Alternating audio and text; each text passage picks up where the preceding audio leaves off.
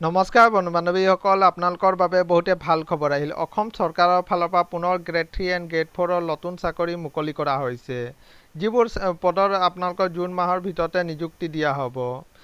অৰ্হতা বিচৰা হৈছে আপোনালোকে 8 পাছ, 10 পাছ, 12 পাছ গ্ৰেজুৱেশ্যন কৰা হ'লেও আপোনালোকে আবেদন কৰিব পাৰিব।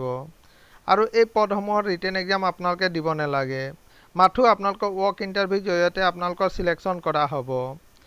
কি পদ আছে, কোৱালিফিকেশ্যন কি বিচাৰিছে, কিমান বয়সলৈকে আবেদন কৰিব পাৰিব আৰু কিদৰে আবেদন কৰিব, সবিশেষ জানিবৰ কাৰণে আমাৰ এই ভিডিঅ'টো আপোনালোকে শেষলৈকে চাই থাকিব। বলক ভিডিঅ'টো আৰম্ভ কৰোঁ।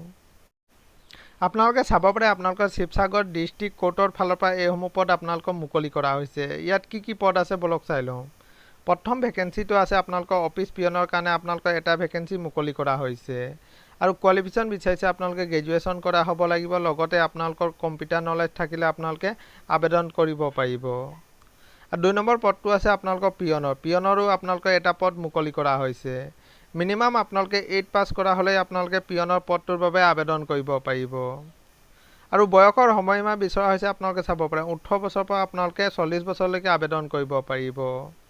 আৰু এই পদসমূহৰ বাবে কোনো ধৰণৰ আপোনালোকৰ ৰিটেন এক্সাম আপোনালোকে দিব নালাগে, আপোনালোকৰ ৱৰ্ক ইণ্টাৰভিউৰ জৰিয়তে আপোনালোকৰ চিলেকশ্যন কৰা হ'ব। আৰু এইসমূহ পদৰ বাবে আপোনালোকে অফলাইন আবেদন কৰিব লাগিব। অফলাইন আবেদন কৰিবৰ কাৰণে আপোনালোকে ষ্টেণ্ডাৰ্ড ফৰ্ম ফিল আপ কৰি আপোনালোকে নিজৰ ডকুমেণ্টছসমূহ লগত গাঁঠি আপোনালোকে পোষ্টযোগে পঠাব লাগিব। আপোনালোকে শিৱসাগৰ ডিষ্ট্ৰিক্ট কোৰ্টৰ এড্ৰেছত আপোনালোকে পোষ্টযোগে পঠাব লাগিব।